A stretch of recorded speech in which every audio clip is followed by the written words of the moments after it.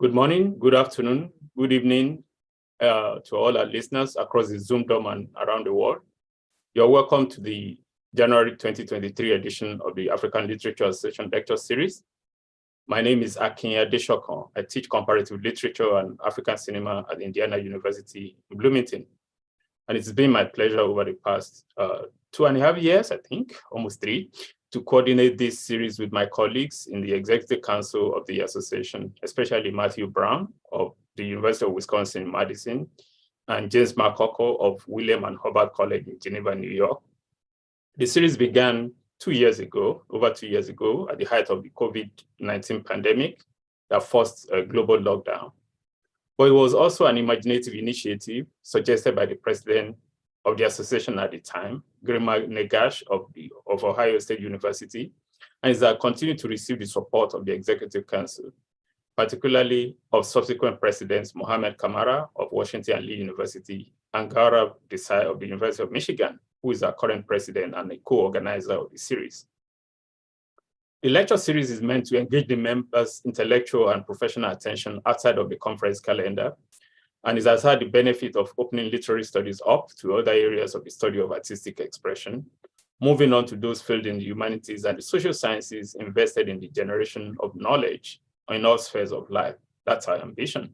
We are getting there, and those in attendance who may be new to the series are encouraged to review past lectures dating back to September 2020, to get a sense of the diversity of subjects and scholars we already featured.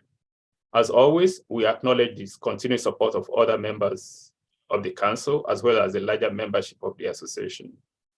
Your attention and continued attendance at this series has become a feature of the Association's presence in this age when public engagement is roughly equivalent to be socially or civically responsive. Thank you very much, everyone.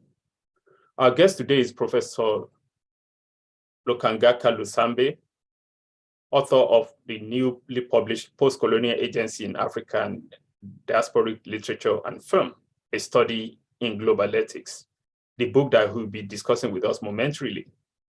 This lecture doubles, therefore, as an authors speak event, where we invite scholars or ALA members with new books to share the space with us to discuss their latest output.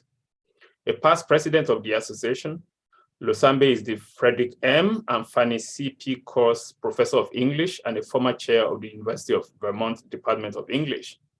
He previously taught African diasporic and English literatures at universities in Nigeria, the Democratic Republic of Congo, Swaziland, and South Africa. Among his numerous publications are Borderline Movements in African Fiction, An Introduction to the African Prose Narrative, Literature and Visual Arts and Globalization in Africa and its Diaspora, edited with Maureen Eke, Pre-Colonial and Post-Colonial Drama and Theater in Africa, edited with Davis Sarinjeve, and the Radley Handbook of the New African Diasporic Literature, edited with Tanuri Ujaide, which is forthcoming in August 2023. Dr. Losambe is here to speak about his book, but I wanted to quickly note both the geographical and temporal scope of his subject and figures, beginning with Olaudah Equiano, William Sheppard, and George Washington Williams, who were active in efforts to center African humanism at that crucial period between the staggered abolition of the slave trade and the inauguration of the imperial scramble for the continent's natural resources, to contemporary authors such as Wole Soyinka, Chimamanda Adichie, and Leila Aboulela. Professor Losambe, it's your turn. You're welcome to lecture. Thank you very much.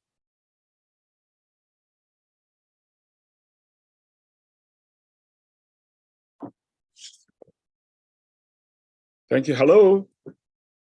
Thank you, everyone, for coming. I would like to thank Akin, Gaurav, Matt, and James for inviting me and making it possible for me to share the following thoughts with you. At the outset, I would like to say that I want to dedicate this talk to our late colleague, Tejumade Olania. There is a connection between the research that led towards this book and Teju. In 2012, Teju and I were serving on the executive committee of the ALA. At that time, Teju was also one of the program directors of the ASC annual conference. And it was a time when, after a break from the ASC, the ALA wanted to come back. And then Teju then asked me to put together a panel that was going to be sponsored by the ALA for the conference. I then, at that time, he didn't suggest any topic, but it was a time when the relevance of post-colonialism as a critical framework was already being interrogated. Back in 2008, a post-colonial scholar, Dijani Ganguly, through all scholars of African, post-colonial scholars, a challenge.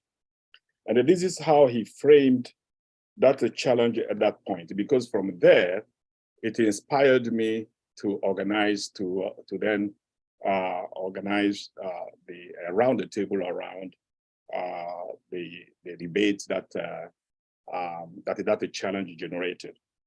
So he said, he was writing in 2008, and he said, if the 1980s saw post-colonialism acquire theoretical and pedagogical prominence in literary studies, the new century has heralded globalism as the state-of-the-art literary paradigm.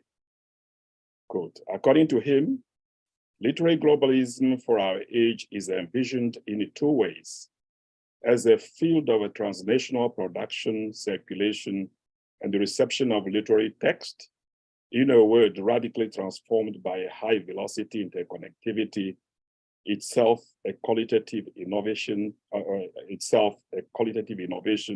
that gives this new century its identity, and as a discipline that demands new theoretical methodological approaches that go beyond the Eurocentric underpinnings of the comparative literature discipline and the nation empire literary studies models of the last century.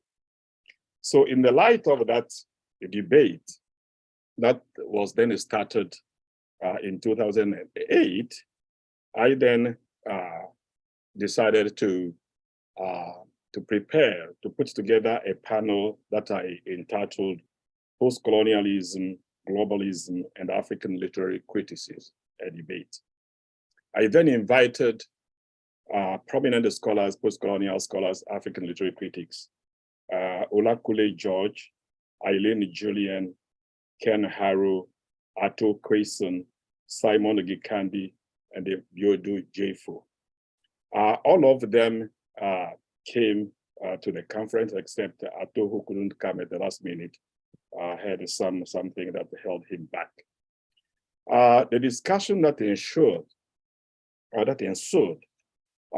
indicated a certain tension, a healthy tension between then globalism and the post-colonialism. And when I asked them to assess the relevance of post-colonialism and to consider whether post-colonialism and globalism were two irreconcilable discursive formations, the discussion that took place then led us towards the idea that there was always a necessary healthy tension that had to be maintained between post-colonialism and globalism. Otherwise, if we emphasize globalism at the expense of post-colonialism, then we run the risk of going back to a putative universalism, which in fact will mean the dominance of Western discursive formations. And so it is from that book, conference, that then I started investigating especially focusing on that tension. And then it took me to see how that tension was managed from the beginning, when starting from the anti-colonial and the post-colonial what we see now as a globalism. How was it managed? And so it took me to research extensively, and that is how I came about this book. Now then, I go to the lecture.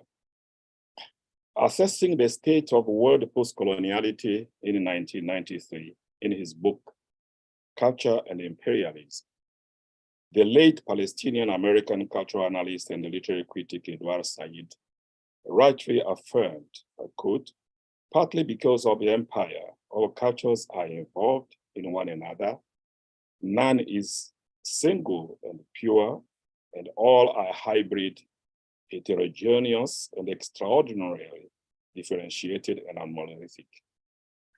The Kenyan writer Ngugi wa Thiong'o made a similar point at the same time, stating, quote, slavery, colonialism, and the whole web of neo-colonial relationships so well analyzed by Frantz Fanon were as much part of the emergence of the modern West as they were of modern Africa, end quote. And stretching further Said and Ngugi's point, a few years after the end of apartheid in South Africa and at the dawn of the 21st century, Michael Hart and Antonio Negri proclaimed the end of imperialism as far as it is defined by extensions of sovereignties, and they celebrated the contemporary world's transition to a new centralist global empire. According to them, the new empire can only be conceived as a universal republic, a network of powers and counterpowers structured in a boundless and inclusive architecture.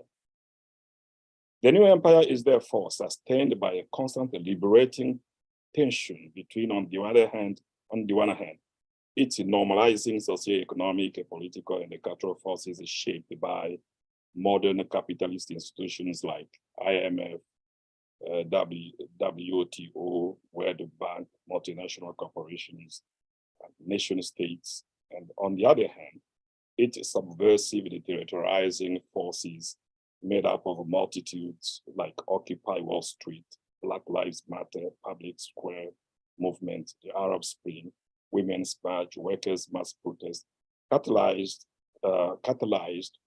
and facilitated by global social network, videography, audiovisual art, public murals, music, and transnational literary production.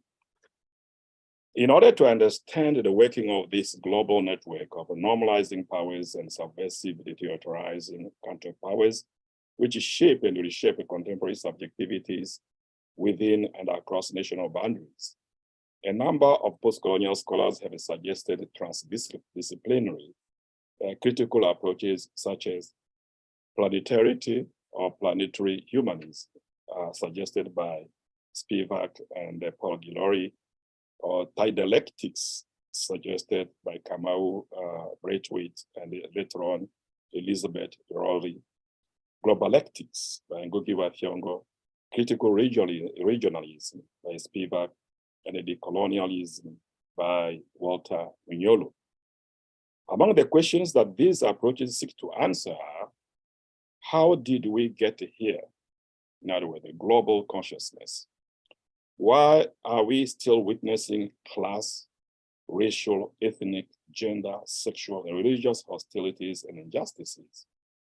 What are the conditions of possibility of a new humanity that will promote and celebrate multiculturalism, mutualism, biodiversity, and the conviviality? These global issues have also become the main themes, not only of the literature of the new African diaspora, but also that of other diasporic constellations in America, Europe, as noted by Kavita Daiva, an Indian critics. I quote, growing archives of writing explodes our traditional national frames of American literature, British literature, and even world literature. This new literature offers us post-colonial stories unconstrained by national boundaries and often undone by nationalism. They are American and Nigerian, Pakistani and British, Sri Lankan and Canadian, Indian and Bangladeshi, Dominican and American, end quote. Specifically with reference to the African and African diasporic context, which is the main concern of this book, to search for answers to those questions is to chronicle the rise and development of post-colonial agencies since Africa's encounter with Western modernity. And here, I thought, African and African diasporic letters, then including creative writings, autobiographies, polemical writings, and filmic media, provide useful insight into not only how African and African diasporic subjects have resisted enslavement and the colonial domination in the past 4 centuries, but also how they have sought to reshape global modernity. Thus, through a critical study of post-colonial concepts like nativism, hybridity, the post-hybrid conjunctive consciousness as articulated in a representative selection of early modern and the contemporary African and diasporic letters, this book chronicles then the rise and the development of post-colonial agency in Africa and its diaspora.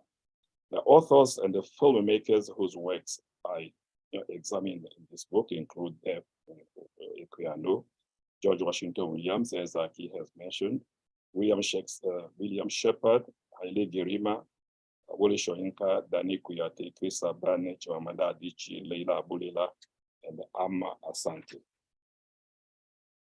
In his book entitled Inventing Ireland, the Literature of the Modern Nation, the Irish critic Declan Kuyberg has argued, I quote, post-colonial writing does not begin only when the occupier withdraws.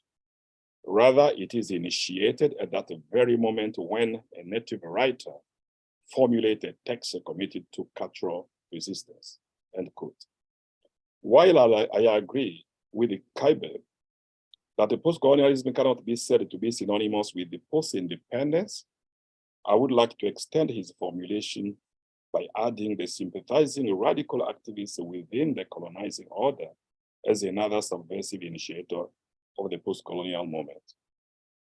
For as Simon Bignall has pointedly remarked, quote, because post-colonial theory most commonly addresses the revitalization and recognition of the agency of colonized peoples through the acts of resistance and decolonization, it often reinforces the colonized/colonizing dichotomy, which positions the colonized class as the active or resisting force chiefly responsible for post-colonization, and it neglects to attribute a certain measure of responsibility and the transformative capacity to formally colonize subject, end quote.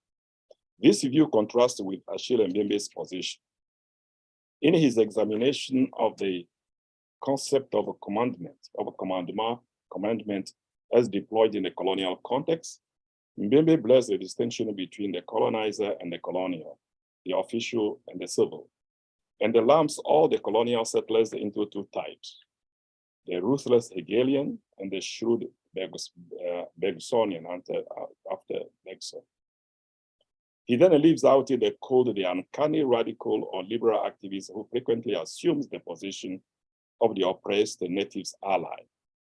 For the Hegelian type, according to him, quote, the native subjected to power and to the colonial state could in no way be another myself.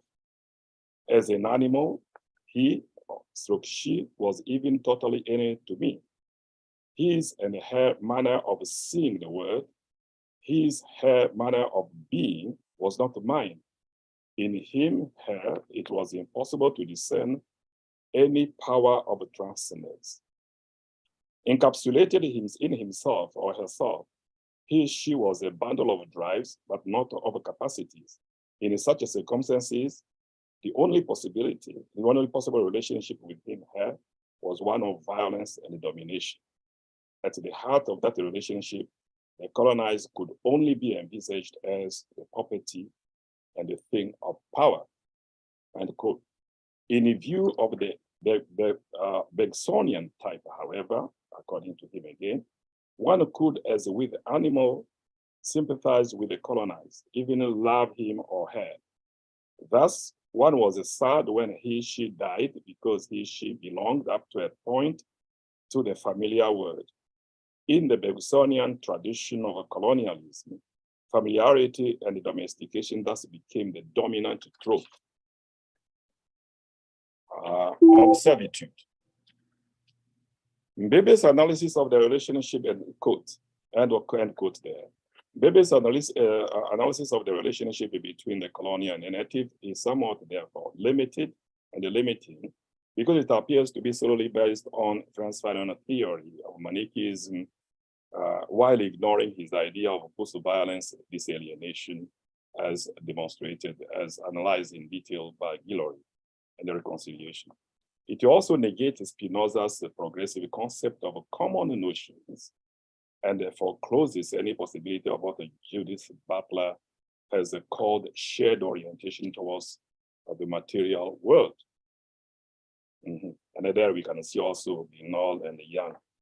This approach represses the existence of subversive, albeit sometimes ambivalent, anti-post-colonial constellations within the imperial order, as depicted in a number of African historical novels such as Semen Osman's God's Bit of Wood and Mariam Abba, So Long a Letter, for example, as well as what I call the Congo narrative of the 19th century or early 20th century.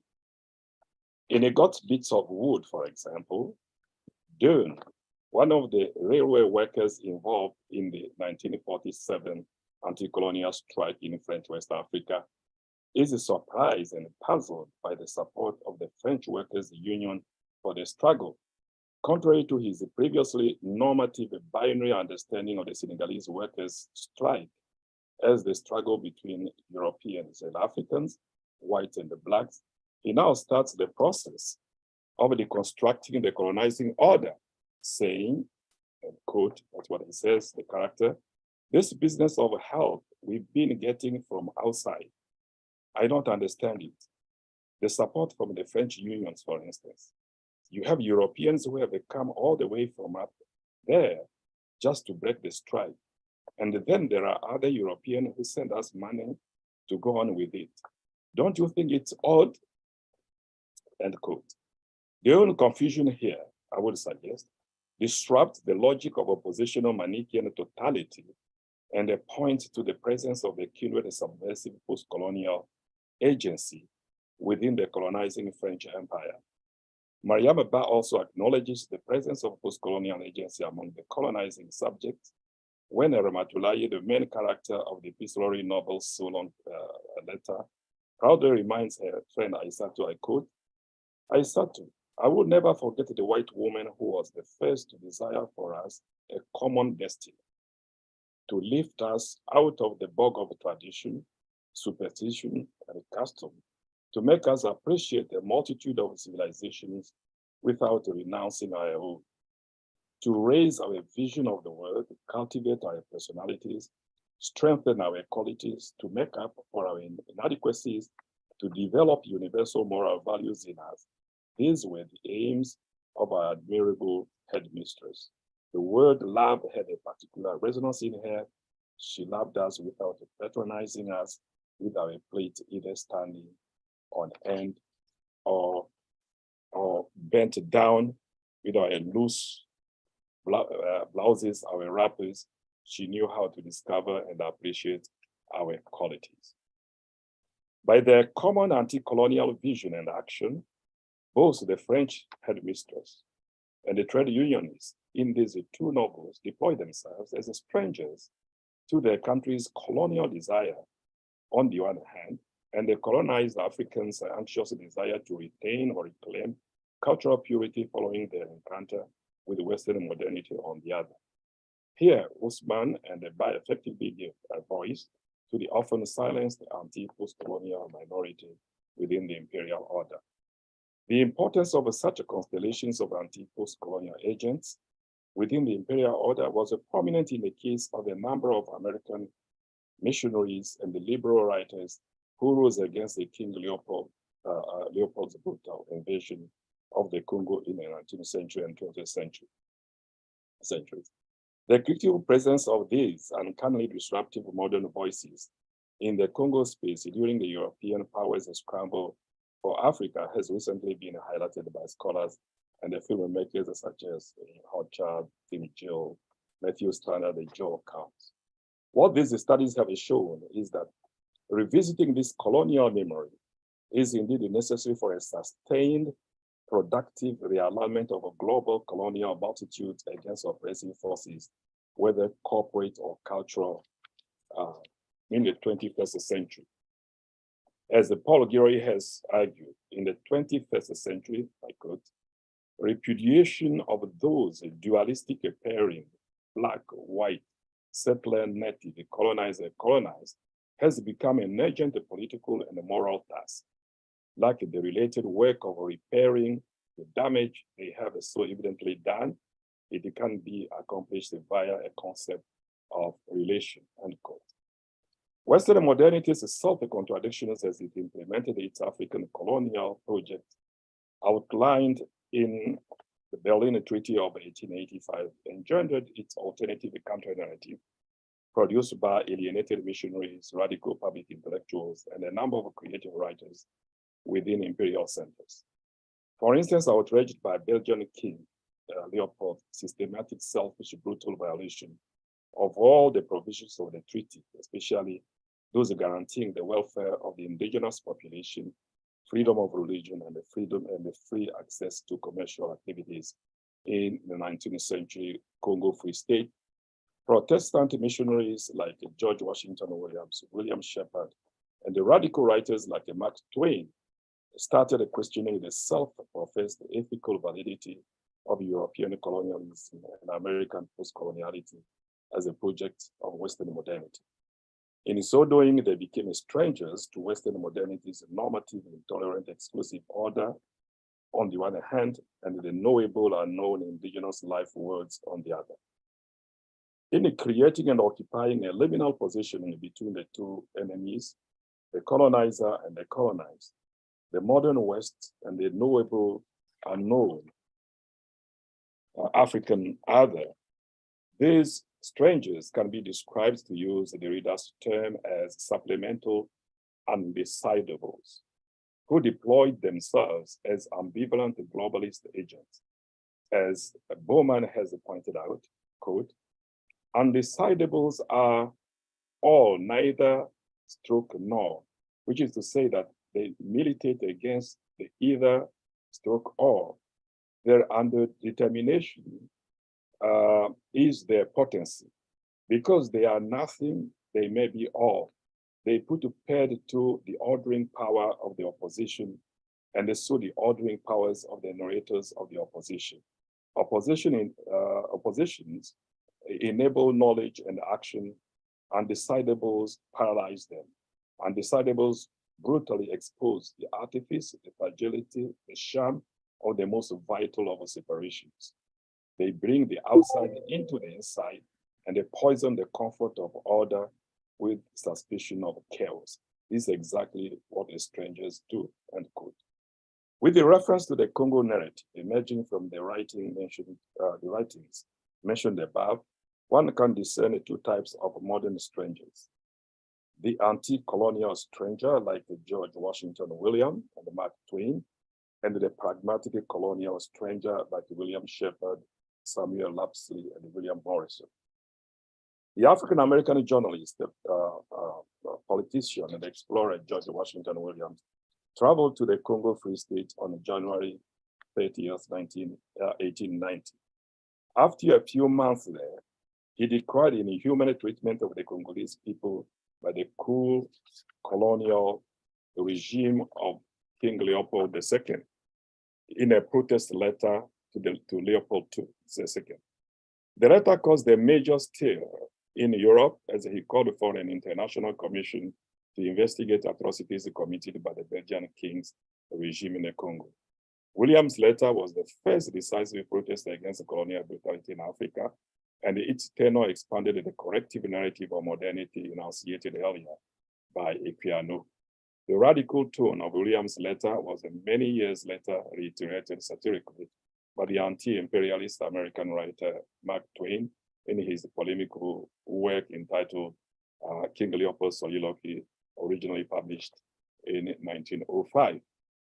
Following in the footsteps of Williams, the Black Presbyterian missionary William Sheppard and his Irish-American co-worker Samuel Lapsley went on missionary work to the Congo and also reported on the atrocities committed by King Leopold's regime against the indigenous people, while expressing their admiration for the latter's humanity and the rich diversity of their land's flora and fauna.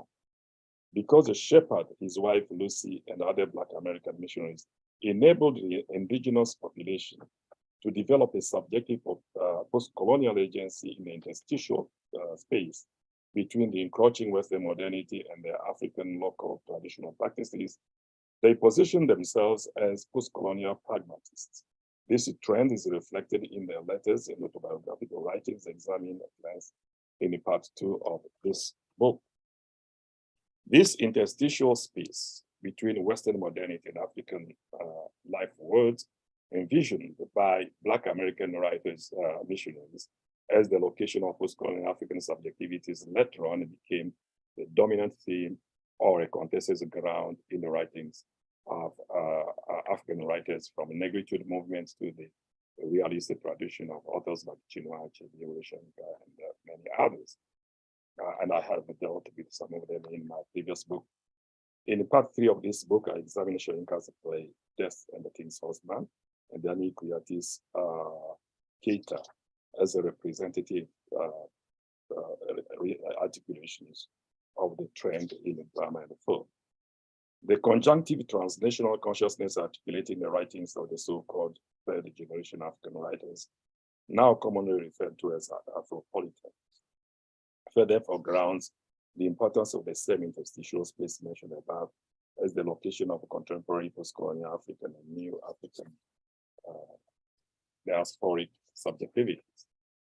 Afropolitan writers like Adichie, Leila, Cole, and others, who occupy a post-colonial third space, then from where they cast their critical gaze upon three life worlds: African society they originate from, Western societies they currently reside in, and the diasporic communities they are part of. The decolonial transformative works are discussed in the last chapter of the book. Well, I then ended the book with a coda in honor of Francis Ireli, for his extensive critical work on African literature and thought. He really has chronicled the rise and development of postcolonial agency in Africa and diaspora. In these reflections, I argue that Ireli's critical discourse is a construct of a double entente, the introvert and the extrovert crystallized in his concept of the African imagination. Now, I want to say a word about the method.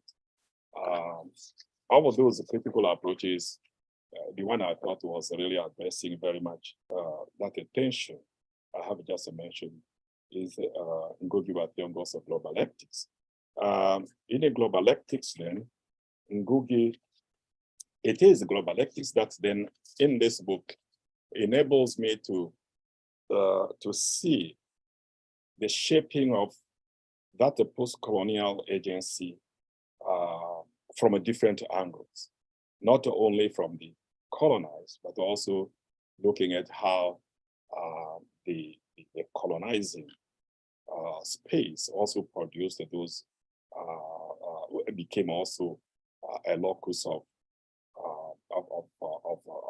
the origination of that kind of agency by those who deploy themselves as allies to the natives. I wanted to end this talk by telling you, recounting a story that William Sheppard tells in his autobiography. So when William Sheppard was the first person from the Western world, he was a mulatto African American, as I have indicated, a Presbyterian missionary, and he went to Africa when he went there, he went really on under the general civilizing mission ideology and the doctrine of a providential doctrine of African Americans going to Africa, having been enlightened by Christianity to go and take a civilization to them and uplift them. But upon arrival in Africa, he started being re-educated as he met the Bakongo people, and they went to the Kite people, and eventually was moving to Kuba land. And upon interacting with the people, learning various Congolese languages, he now started turning his mission upside down. And they started now talking and defending the cultural practices of the people, so that his Christianity became then revised, that his vision of Christianity became much more anchored within, or as it were, or located within that interstiality between African practices and Western values. And so when he went to the Kuba land, what he did was, because the Kuba people in Eastern Congo were very careful to avoid the infiltration, the encroachment of the Belgian people, the King Leopold's agents. And so they had, in the middle of the forest, they had different paths. They would not have a straight path to reach the empire. And so what they did is they will go here, and from there in a way that you could not really know how, if you were a foreigner, how to go and reach that kingdom. And so what Sheppard did was to study, to learn the language, the Kuba language, interact through, when he was at the Weibo, interact with the Kuba people who were, trading and sometimes buying them palm wine and drinking palm wine, familiarizing himself with them, until one day he decided to go, and he will go from one village to another village to another, and then until he came to the borderline of that kingdom. It was called Forbidden Kingdom. And when he reached the borderline, it would become very dangerous, and some news in the news had reached the Kuba king that an intruder was coming, who was essentially a colonial agent, and he then sent his son to go and kill him and destroy them and the company before they could reach the kingdom. And when the chief's son came and they confronted Sheppard then spoke the Kuba language. And then the Tosani, the king's son, was puzzled and said, "How do you speak this language? This is a mystery." And so he decided to go back, said, "Okay, I'm not going to kill you, but I'll go back to report to the king." And the king and his council said, "Okay, you go and bring him here." And so when he went and reached the kingdom, the kingdom said, "Oh, he spoke the language," and he said, "All right, we now understand. You are one of the kings, who died a long, long, long time ago, and his spirit went overseas, wandered, and you are an incarnation of that king." And so they then welcomed him, gave him a name, and they said, "All right, you are no longer going to return, but you remain here." And Sheppard then tried to explain to them, he said, "No, I'm American, and I came here. I'm not one of you. I'm a Christian." They said, "No, you do not understand. You are, what we are telling you is the truth." So I'm interpreting it in that book as a way of, in accepting him as an African American, having given him the name of white black man, for him to accept him also, speaking their language as well. they have then to subvert his colonial, anything associated with colonialism in him, and then give him or define his identity within a myth of origination that would still give the authority of his existence in that territory to the king. The king then and his council will accept him not necessarily on terms as a person who is coming to enlighten him, but then as the person, a Black person, a Kuba spirit who could be accepted. He speaks the language, and he could then be seen as there's on their terms. And this is how he ended up by even naming his son after one of the king's brothers, and they became really very much started fighting against the colonialism, protecting the Kuba people. He became one of the fighters until he was tried at a certain point by King Leopold agents, and then with the intervention of Americans and others, he was liberated. And so this is how the agency then, what I'm trying to do is that when we are chronicling the rise of that agency, we have to use a dialectic perspective, the globalectics, where we consider others, the allies, and the natives, how all of them contributed towards, at the same time, sustaining that tension between what was seen as a putative universalism or globalism emanating from the Western world, and also the kind of resistance that also that emanated from the natives, while at the same time integrating some of the new values into the system and in the interstitial space, generating a new subjectivity, as it were. Right. So thank you very much. I will be happy to answer your questions. Again, I thank Akin, Gaurav, Matt, and James for making it possible for me to share those ideas. Thank you. Okay. Oh, thank you.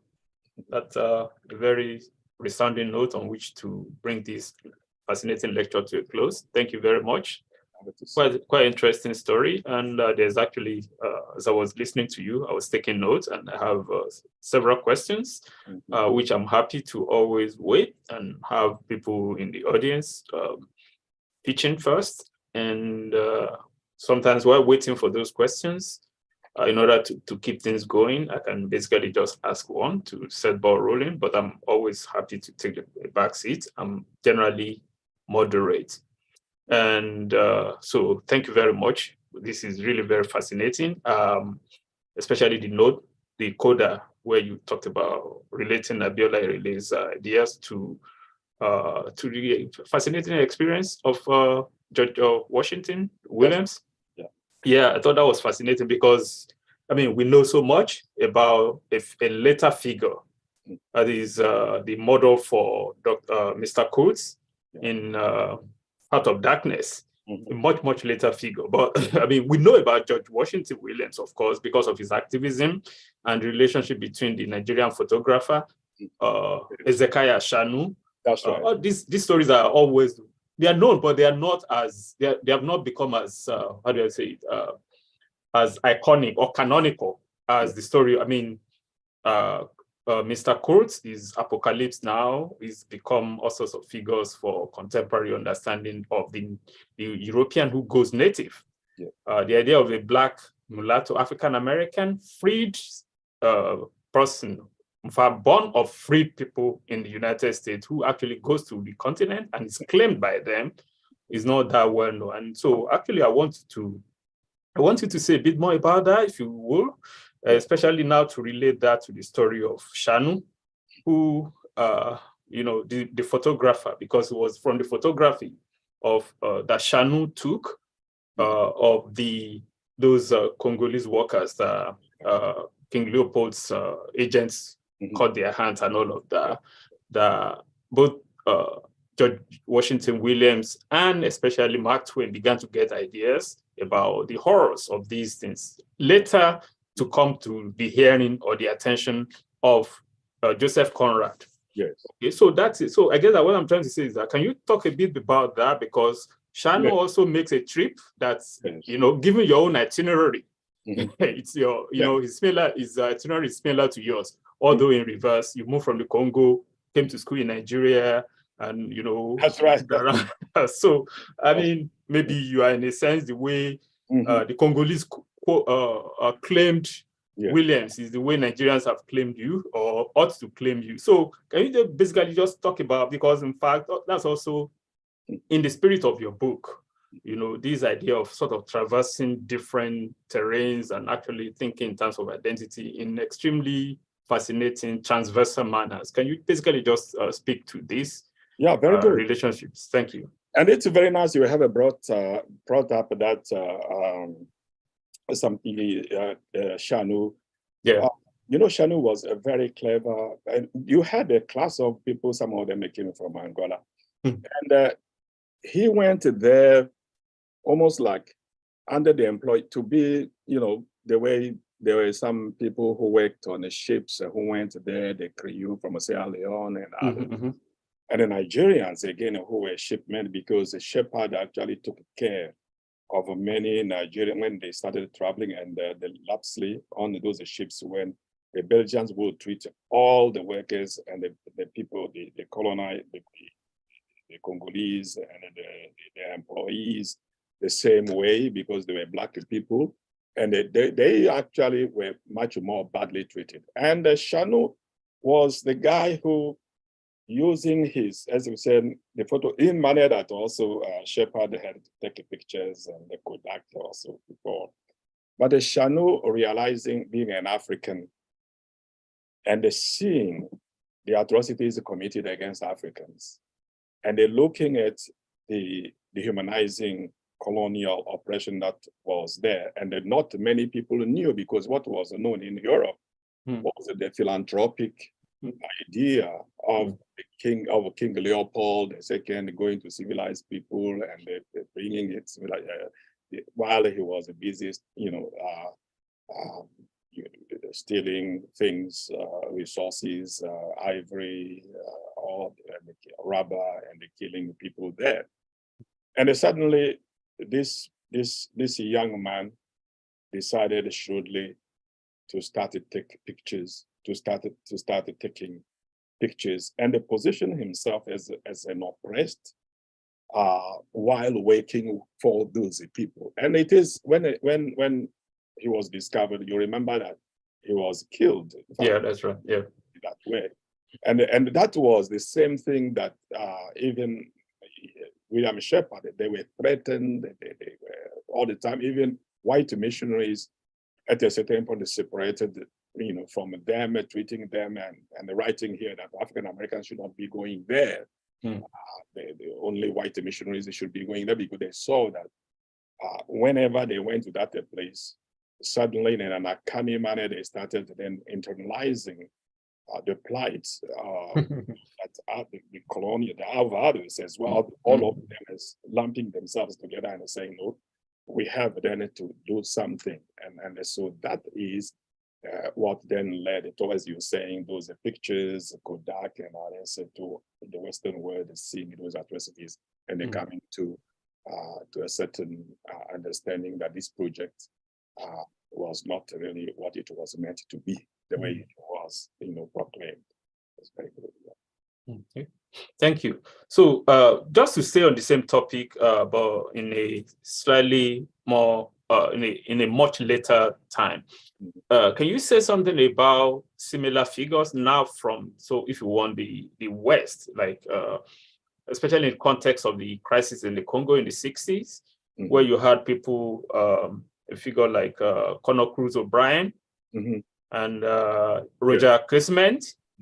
Yes, Roger. So I mean, this is interesting because, as you said, you mentioned an Irish figure who was a contemporary of, so I mean, I think these are actually very fascinating stories that you are putting together that we need to sort of know better to, in fact, think beyond, because it's also, I mean, in the 60s and the early 20s, these were essentially political issues, the crisis on the Congo and all of that. But there is also a sense in which sort of what we now might call global anti-colonialism, or what you prefer to call global ethics, could be mapped out. Yeah. So can you reflect on these other figures too? Because I mean, Roger Casement actually had a fate similar to Shanu in a different context. He came here, and Roger Casement, after that, he also went to Latin America, and and the people, and so he too. That is the reason why I'm saying that at a certain point, though some people who were liberal-minded, upon seeing those atrocities, decided then to subvert, to detach themselves from that imperial project, and that is one of them is that Roger Casement.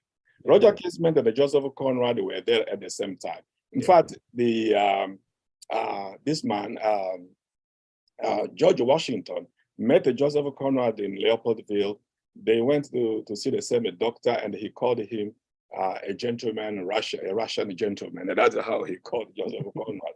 Okay. And so all of them at that point, and it is surprising that you will see more written about Joseph, about Conrad, Roger Casement, and others, but not about those African Americans. That is the reason why I decided to give more, including women actually, who were instrumental to changing the lives of many of those people. And so Roger Casement then, who went first as, a trader, the time of Joseph Conrad, he was there, working on a ship, even loading ivory.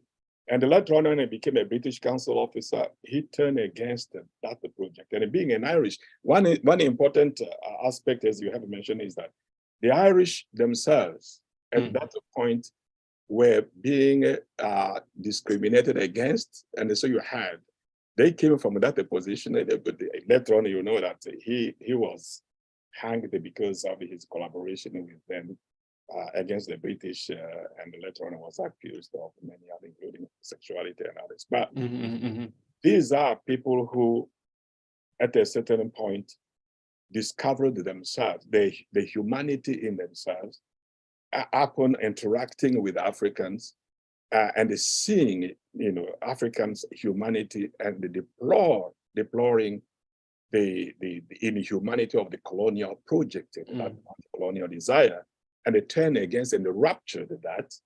And so at that point, then they become allies who then deploy themselves against the colonial order, and therefore shaped also that resistance, the anti-colonial, but also post-colonial, and became also threatened by the colonial project because then they were disruptors. That's interesting. Yes, that's right. Very, very good. Yeah, so there's actually a question that's somewhat related to that, and this is posed by colleague, Professor Muradeon Adejumobi. It's saying that, isn't it possible that although these interstitial figures like Williams or Casement have always existed and tended to be overlooked, that the anti-colonial movement itself, because of the nature of colonialism, tended to be animated by embracing binary oppositions, the colonizer and the colonized, black and white. So in other words, aren't these mass political movements more comfortable with the binary politics rather than the kind of acknowledged interstitial figures that we are and this is a now? Very important, that's a very important question. You see, in our discussions, very often we interchangeably use anti-colonial, post-colonial, and so sometimes you don't. We become then, at what time did we have? At what point in time did anti-colonial became post-colonial, and there is post-colonial, anti-colonial, and we have problems. And so, as Deyum has pointed out there, the early movements it is just like we see the negritude movement itself. In the face of the construction or various constructions of Africa within Western discursive formations, as we see Immanuel Kant, Hegel, David Hume, and others during that time. Africans at that time were really brutally regarded as not granted any humanity. Mm-hmm. And so how do you start if the person doesn't do that? The initial, as Frantz Fanon, the initial behavior, the initial reaction will be to be very much anti, in other words, develop a Manichaean, attitude towards these are all the colonizers treating us this way, are not recognized. So any movement that came around at the time will certainly be binary. So first, assume what Spivak call strategic essentialism. In other words, we need to create our own space, acknowledging our own or performing our own humanity, even through violence, and then emphasizing more our difference and our outrage towards them. So that was really the first movement will be like that. But within it, some of them, like Toussaint Louverture, used the tenets of a French Revolution to be able to claim freedom. Mm-hmm. So they knew, that existed. People knew that, fighting against the colonialism, not like fighting totally against Western modernity, but then we first have to assume that space, have to create that space for our own to be anti, so that once we have independence, or as we go on, we make them realize that we are human beings. We then can now think about how to collaborate, how to do. But those elements were always there. So that post-colonialism then anticipates also that conjunctive of conjunction of experiences already. So you are opposing, it has an element of anti, but also an element of post and after, as the articulations of the two, of the contact is taking place in the individual space. So this is strategically, the strategic essentialism that led towards the initial anti-movement was necessary for that, even discursively. It really has shown it that negritude at that point was a very Senghor's, discursive formation, that the romantic, glorification of Africa was to a certain extent justifiable in a sense that what was being deployed to define Africa was also mythic. You then create another myth to counteract it, and after that you can then start doing, But it is. I agree that at the beginning, that anti-sentiment was there in a Manichaean, was shaped in a Manichaean way, because you were not acknowledged. So you had what many people call the Hegelian, really, deployment of power that didn't consider anything, they didn't associate any African with a sense of humanity, and so they had to do that. And then after that, they did, and it was as Deum has said, it was overlooked, but it was being articulated even within the fight itself. Because when Lumumba was fighting, you remember Lumumba's speech. Many people have said that a speech that he read at independence against when the King Leopold was there. That speech was partly written by Nkrumah, also by a French, a Belgian who was his advisor. Oh, okay. Belgian radical who was his advisor, because somebody who was very close to him during that time said that. Okay. Advised him not to do that, but this guy was adamant that you must say that. You see, and it is that those are the guys when he was in prison. It is that the guy and a number of Belgians who were sending him books about governance, about the radicalism, Marxism, all those things were being sent in there. Okay. Oh, okay. I see. Yeah. So that's interesting because I mean, now I'm halfway through this book that came out last year called White Malice. Yeah. By Susan Williams, where it talks about this figure that you mentioned. But I don't know that she mentioned the fact that he was the one who encouraged him to write this, to deliver this speech. And Nkrumah played a great role. Sure. Yeah. So at a certain point, Nkrumah was very strategic in telling Lumumba, say, my brother, you have a good idea, but be slow, because they will kill you, even when he deployed the soldiers to do.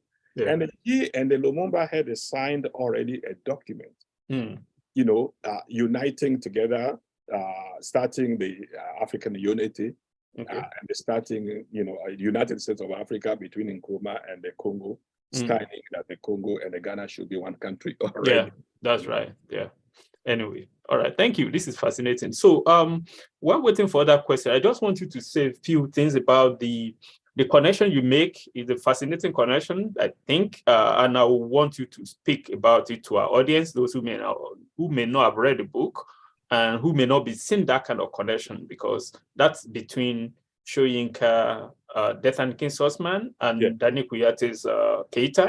Right. It's a book that I also have talked. It's a connection that I've made, and I don't know what the nature of yours is, and so I would really want you to talk to our audience about that. What do you think these two texts have in common?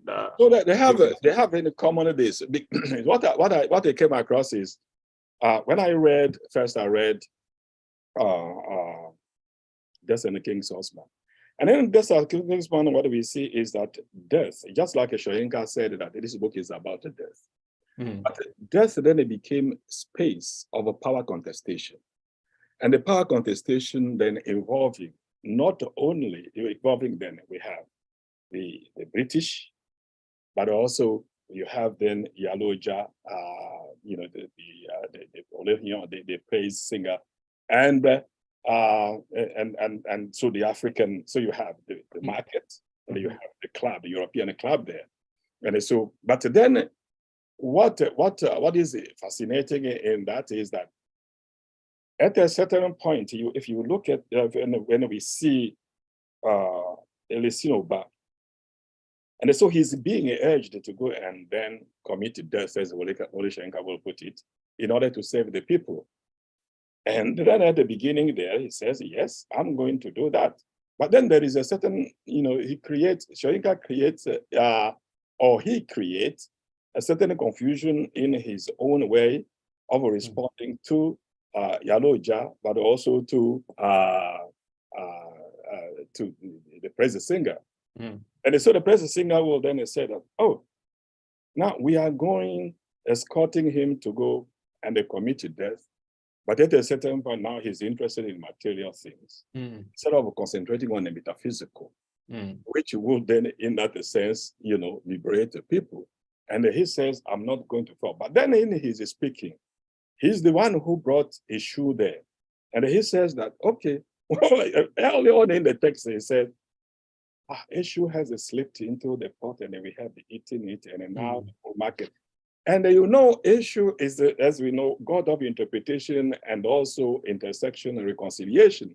At that point, he in his mind was also thinking that, okay, probably, as we saw later on, him saying that, probably those other, the gods could have sent the white man, and so a new order could be. So he was then reluctant to die. But then he will say, now, almost like trying to reconcile the spiritual and the material, and that is the reason why even the child who was going to born, Olaudah will say, it's not what else. So there was that conflict going on, and then you have the interstitial figures of Amusa and others. It is almost like, and what Olunde does at the end, and it is almost like in there, the interstitial space that then, in that sense, will bring together, will reconcile the metaphysical and the material world together, was motivating to a certain extent Elisinoba's vision, which was not clear to Olaudah, was not clear to the praise singer. So the praise singer will say, well, your words are very difficult to understand. And when he says, I'm not going to be I, not the birds. I said, well, was that bird really? So there is that knowledge when the storyteller is supposed to have that complete knowledge, custodian of knowledge. He seems to have some limitations, but the history at that point will indicate that death alone will not be able to save the people. You have to do a combination of the two. And so you have that kind of situation. And so that in death, we then have Olunde coming.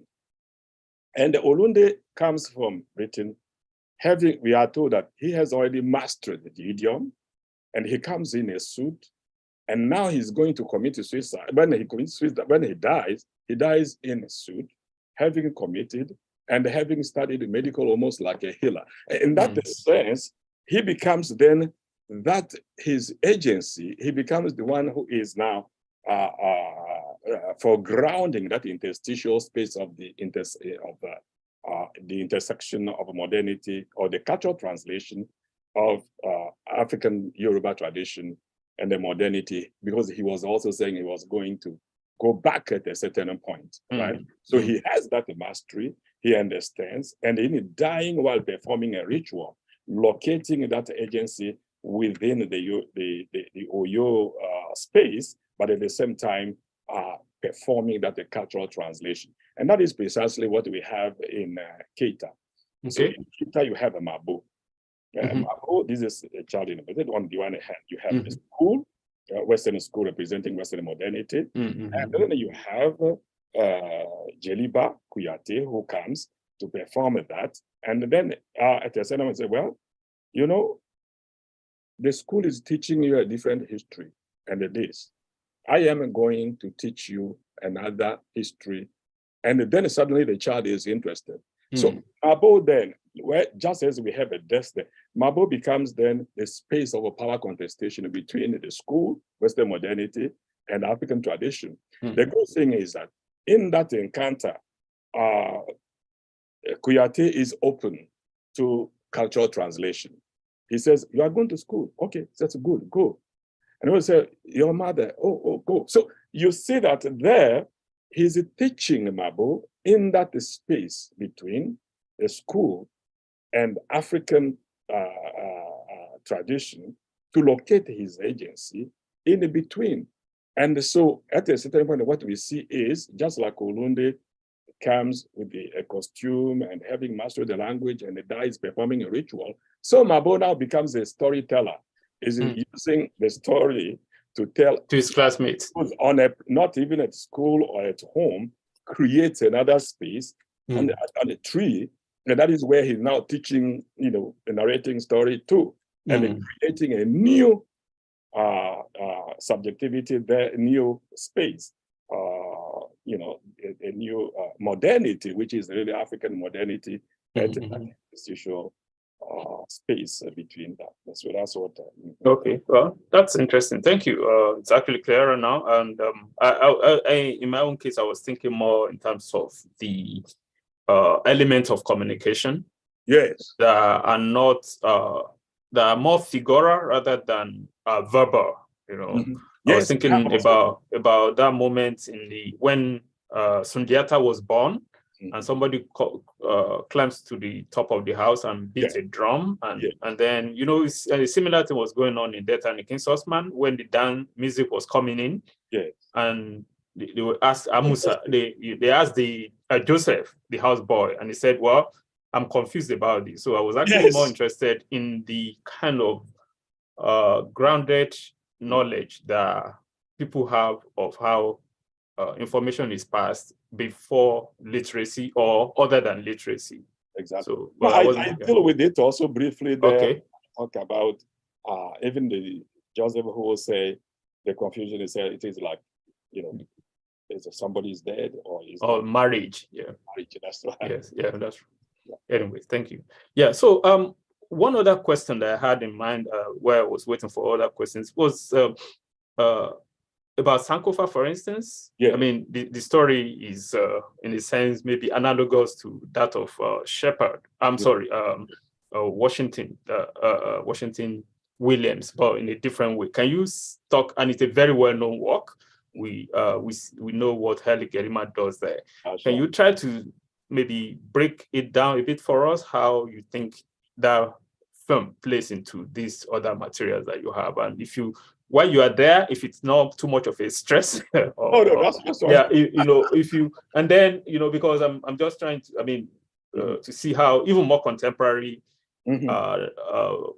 authors, I mean, all these figures that we're talking about are contemporaries, but their orientation is not as Afropolitan as that of, say, Adichie or those other figures like Chris Abani, who you talk about. So, I mean, what kind of connection did you try to create between this extremely Pan-African image or argument that Sankofa, that Haile Gerima makes in Sankofa, and the more maybe open, kind of argument that you may see in a work like Africana or whatever text of Chris Abani you want to talk about? That's very good. And so, what if we go back again before Sankofa, then I talked about Equiano a little bit. Oh, okay, yeah. And Equiano, in his first the narrative and the stories, the event narrated within the narrative itself. And so, always Equiano, even in interaction with, the shape, and when he's in Britain and getting and towards the end, there is a way in which he's advocating the contact, the global consciousness, the contact with Africa. But to a certain extent, Africa becoming, even when he says, we should go to Africa and make the resources of Africa open to the world. And even in doing so, there is a way in which he's also stating that Africa should be, or the African subject should be even central within that industrialization, so that it is not like you are going to do. So they are the people who, and all the time, he will refer to Africa as my countrymen, instead of my countrymen, and they will, and as we see in his narrative after talking about this governance system, economy, and others in the first part, to validate African experience and the humanity there, and then the Christianity comes in, and in the end, when he writes from an Anglo-African consciousness, when he writes the narrative, there is that idea of really articulating that hybridity, that hybrid, that being belonging, that global consciousness, but it is not necessarily the African memory being still a part of him, and even in the politics which he is projecting. Now, when we see Sankofa, so you have a Sankofa then, unlike Equiano, who is maintaining that posture, that connection with Africa, and then projecting himself as an Ethiopian, even his letters to the king or to the queen.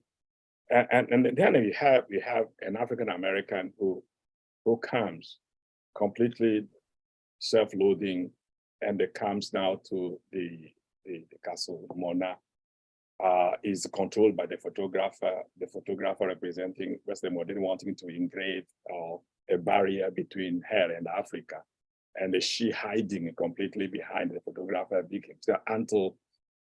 until she is able to, and the Sankofa and the drama who keeps on calling upon her to come and reconnect with Africa, and they go or reconnect, so that and until we have her and they're going that journey through the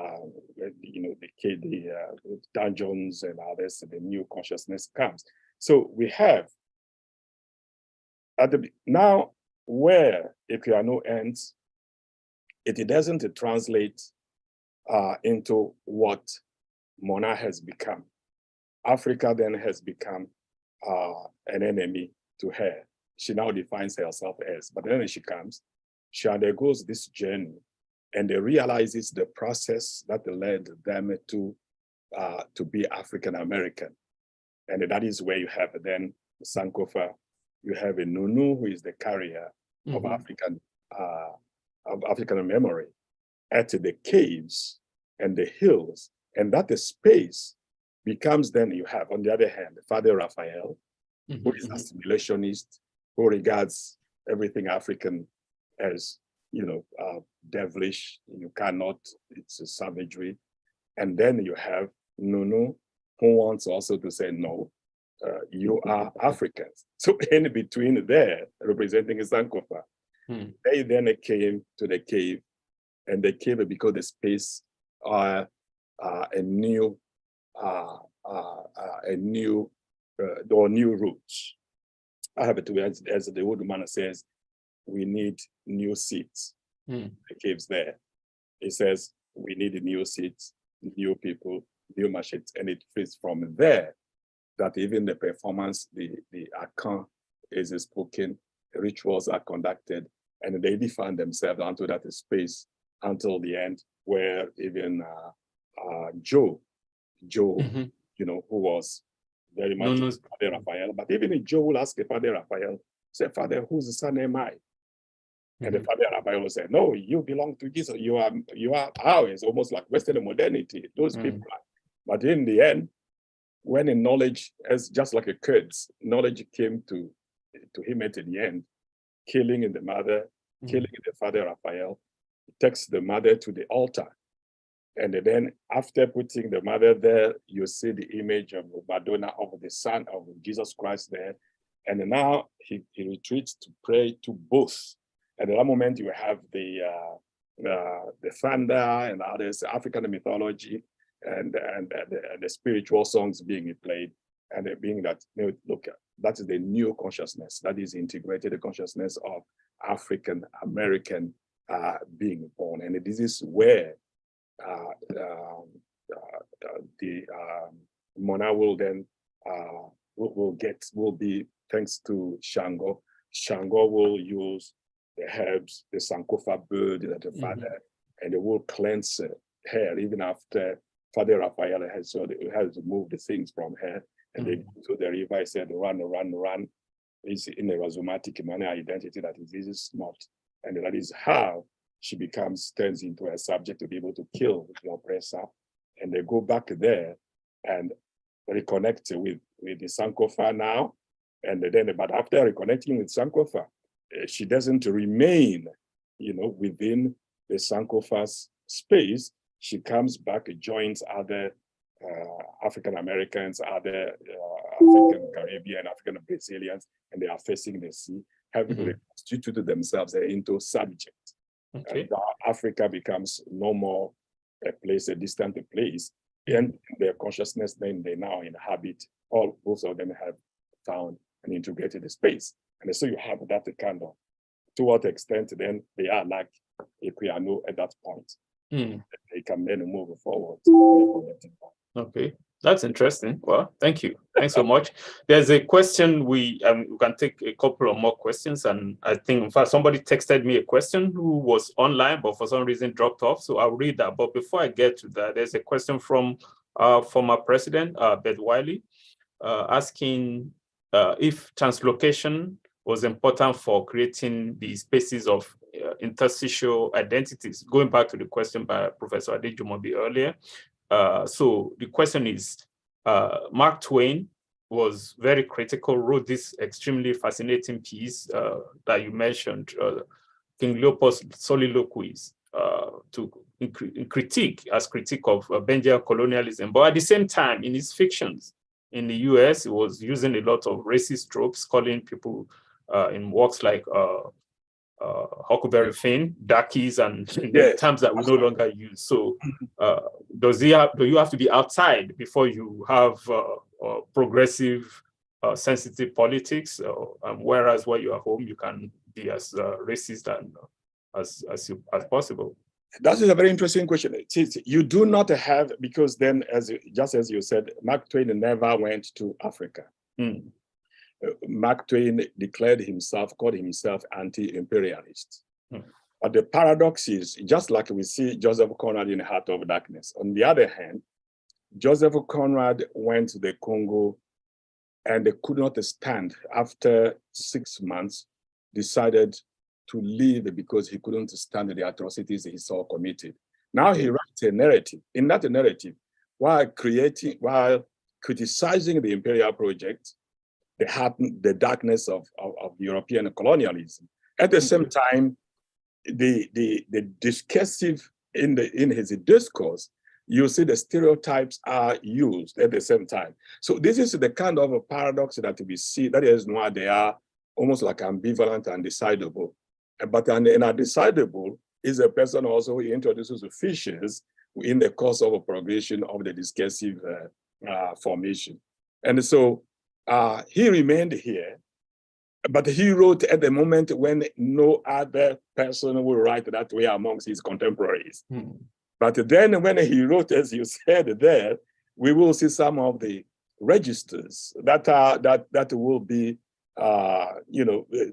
racist, in a manner that Joseph Conrad also did. So it was a feature of those writers who they could not be said to be completely detached of Western modernity, but they were undecidable at a certain point after acknowledging the humanity of others and joining in that struggle, while in the registers, the language, they slipped because they had to sell those books, I think, and others, as we know. Joseph Conrad wrote several manuscripts before, and the editors will correct it in order to be published and things like that. So you see that even when Mark Twain went to Latin America and others and started, but that is how he found himself, and later on had to fight for the Irish until he was, hanged. And so you don't need it necessarily, but the question is, must one necessarily go? I don't think so. You could, and especially in our world, you could see, well, I'll give you an example of a contemporary time. When Nigerian girls were kidnapped at the Chibok. Not Chibok. And then suddenly you saw, free our girls. Obama started here.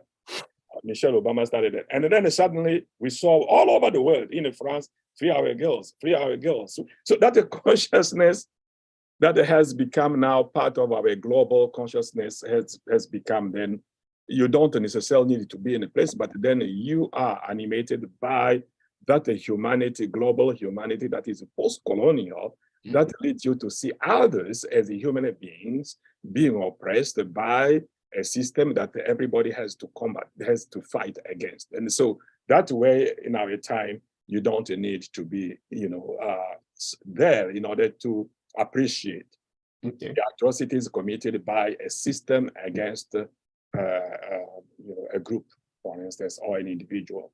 Okay. All right. As I said, there was a question, and once I read it, it was texted to me by somebody who was online, but for some reason dropped out. I don't know the reason, but the person who had my phone number texted it. And once I read it, I'm going to put it in the chat so it can be saved. So the question is that in your at the beginning of your talk, you mentioned nativism and post-hybridity as one of the topics that your book engages. And the idea is that nativism is not a well-respected or well-looked upon concept among Africans literary scholars. So what is in this term for you? Why are you invested in this term? That's right. I'm not necessarily, when I mention those terms, not that I support them, but I engage them. You will see that even hybridity, I talk about post-hybrid conjunctive consciousness. In other words, these are in our discursive articulations. These are the terms that, nativism, Appiah will talk about that, others will talk about in a derogatory way, almost like essentialism and others. But then what is called essentially nativism? I will say that it is at a certain point deployed as a strategic, it's part of strategic essentialism in order within a Manichaean, as I have said, but not that necessarily I support those. I mention them, in other words, these are the things that I consider either against or, analyze in the course of, not necessarily like devoting time. You're not going to see me preaching there in that book, nativism, and no, it is something that this is the repertoire, a repertoire of the concepts that we deploy in order to understand post-coloniality. Okay. And this is how it is here. Okay. All right. So that's it. We're getting close to the end of our talk, but I also again want you to maybe take a final, and I will just ask this again, as always, as with the other questions, for the benefit of those who may not have read your work and to actually make them want to read it. That's right. So how does a figure like Aboulela play into this? Because I mean, of course, she's African Egyptian writer, but also given the fact that the outlay of your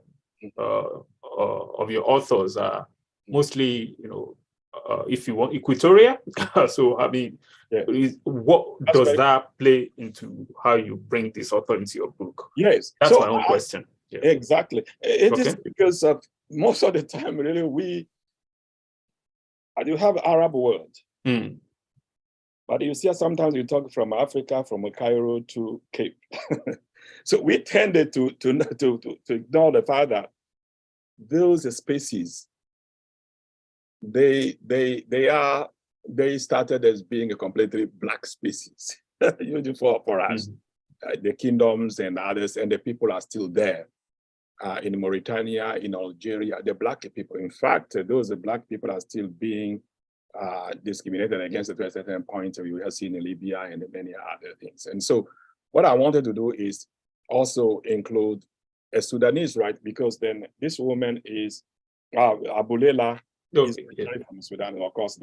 That's right, And she describes herself really, she's been Cairo, Sudan, Qatar, Britain, and so she is almost like that kind of figure, inhabiting that third space, which, we see all those others. And from where she expresses that kind of tension between then post-coloniality, but also globalism as they meet. And so translator becomes really that space where you have Afro-Islamic tradition, and then you have Western,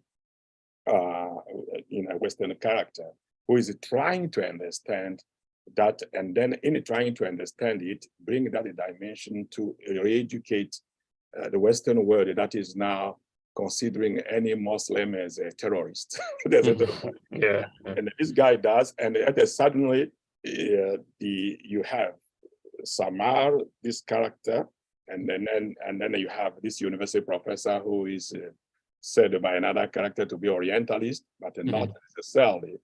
And both of them, and then this one is translating, this one is, a scholar who understands, who has been in Morocco, who has interacted, who understands, and it is again, as I said, from the globalistic position, this is somebody who is almost like an ally of anybody who wants to be, discriminated against. And then he deploys in that space, and he's able to link himself up with this lady who, upon the influence of a friend, says, okay, you should become a Muslim so that we can get married. I said, no, I wanted to study, I understand, and fight for, but not only to be able to be converted.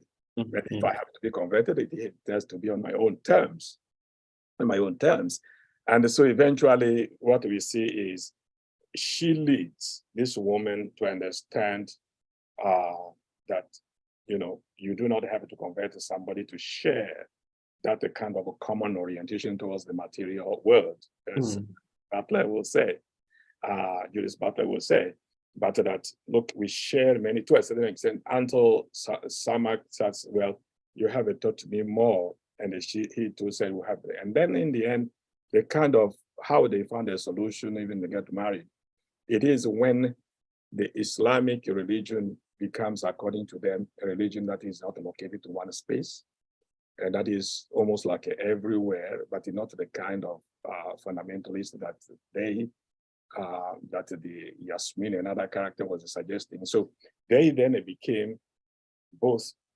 united to be able to project that humanity that is being negated by the fundamentalists there, but also the conservative people who have that kind of a post-colonial melancholia, as Hillary. You're right. Yeah. All right. Well, thank you. That's a very useful answer. And well, we are right actually at the end of our time, the time we allotted to ourselves. So I wanted to thank you so much for giving this talk. It's a very interesting book, very important book, I will have to say.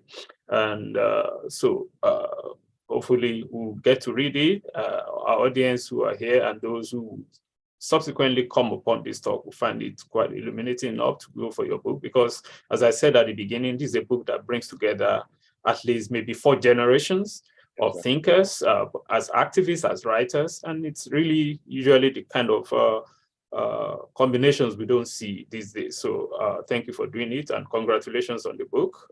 Wish you more, do more of this. Thank you. And I would also like to thank our audience for the attention, for sending questions, and for even those who dropped off, for being mindful enough to text their questions back to us. So thank you very much, and we'll hope you enjoy the rest of your weekend. Thank you very much, Akin. Thank you. Okay. I appreciate it a lot, and I'll see you in Tennessee. Okay, thank you. Bye. Matthew and Alexis and Gaurav. Thank you. Okay. Have a good afternoon. You Take too. care. Yeah, bye.